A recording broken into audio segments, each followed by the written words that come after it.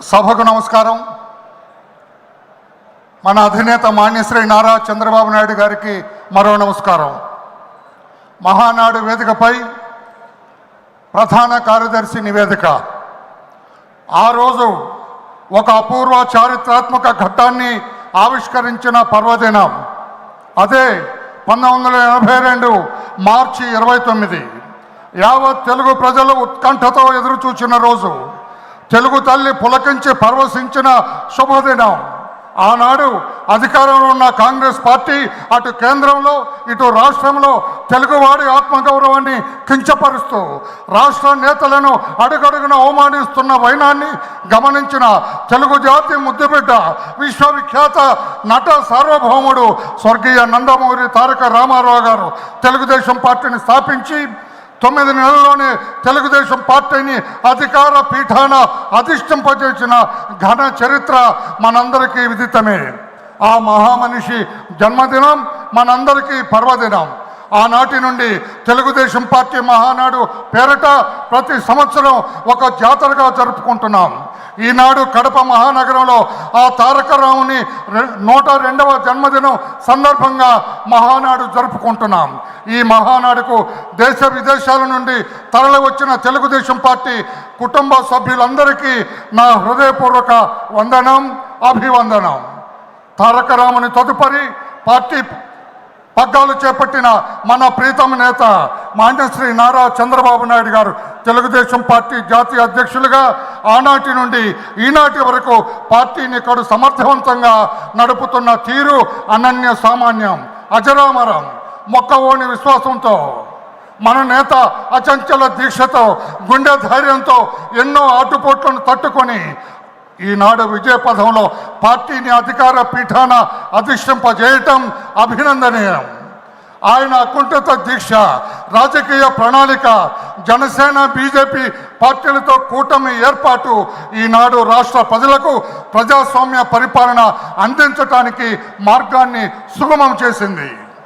గత ప్రభుత్వం మన అధినేత పైన, ముఖ్య నాయకుల పైన తప్పుడు కేసులు పెడుతూ అడుగడుగున నిర్బంధిస్తూ పార్టీ మనుగడను ప్రశ్నార్థకంగా మార్చాలని ప్రయత్నించిన తరుణంలో మన అధినేత మాన్యశ్రీ నారా చంద్రబాబు నాయుడు గారు మొక్కవోని ధైర్యంతో ఈ అరాచక ప్రభుత్వాన్ని, ఆనాటి అరాచక ప్రభుత్వాన్ని ఎదిరించి కార్యకర్తలకు అండగా నిలిచి మనోధైర్యాన్ని నూరిపోసి తానే ముందుండి నిస్వార్థ సంకల్పం అనే ఆయుధాన్ని చేపట్టి ముందుకు నడిపించి పార్టీని అగ్రపీఠాన అధిష్ఠింపజేసింది వాస్తవం. ప్రశ్నించే గొంతుకులను నొక్కింది గత ప్రభుత్వం. భావ స్వేచ్ఛలను హరించింది గత ప్రభుత్వం. వ్యవస్థలన్నింటినీ తన గుప్పెట్లో పెట్టుకుంది గత ప్రభుత్వం. అడుగడుగున ప్రజాస్వామ్యాన్ని అవహేళన చేసింది గత ప్రభుత్వం.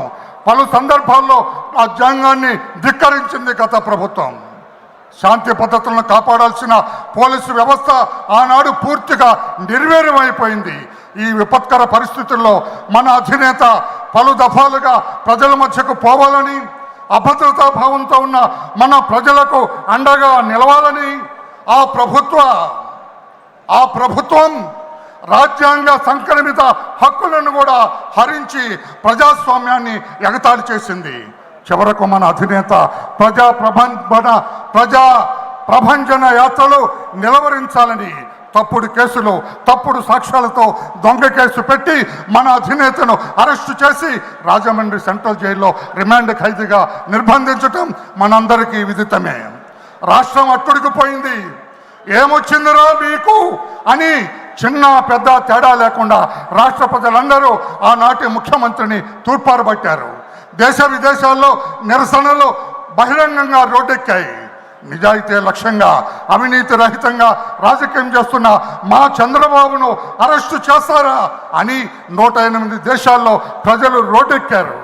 అయినా మన నేతను ఆ దుష్ట ప్రభుత్వం 53 రోజులు జైల్లో నిర్బంధించగలిగారు.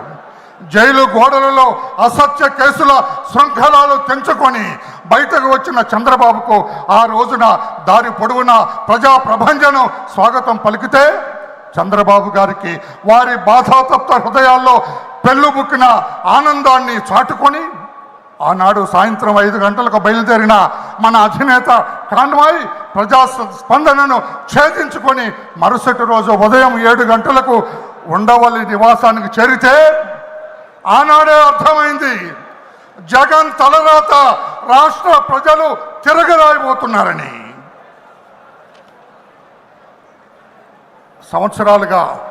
సంవత్సర కాలంగా మన అధినేత ముఖ్యమంత్రిత్వంలో కూటమి ప్రభుత్వం ఏర్పాటై ప్రజారంజక పరిపాలన అందిస్తూ ఉన్నది. పలు ప్రజాహిత కార్యక్రమాలను చేపట్టింది. అభాగ్యులై నిర్లిప్తతతో నిరాశ నిస్పృహలతో కొట్టుమిట్టాడుతున్న రాష్ట్ర ప్రజానీకానికి భరోసానిచ్చింది.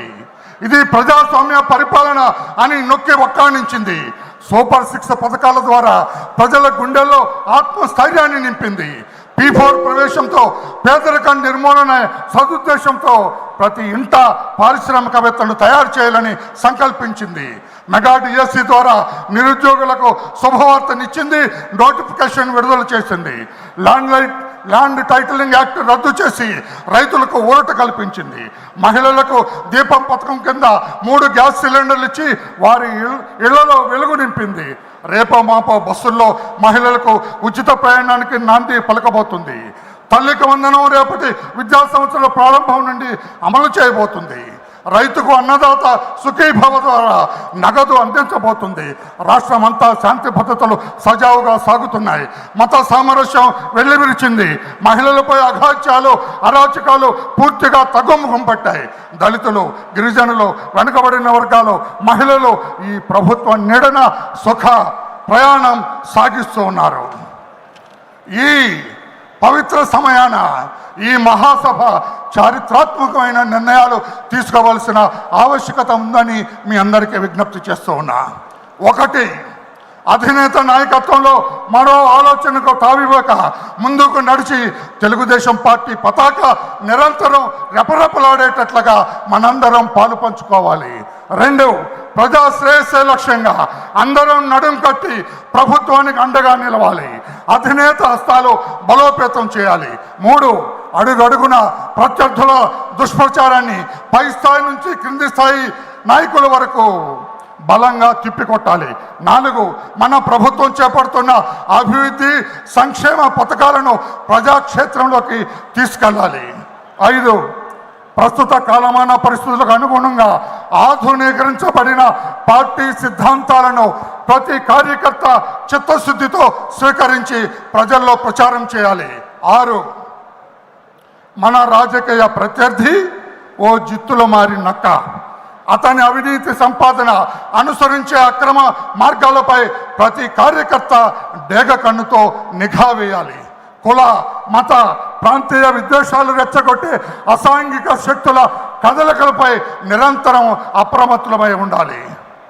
అధికార పీఠం ఎక్కామన్న అలసత్వం పనికిరాదు.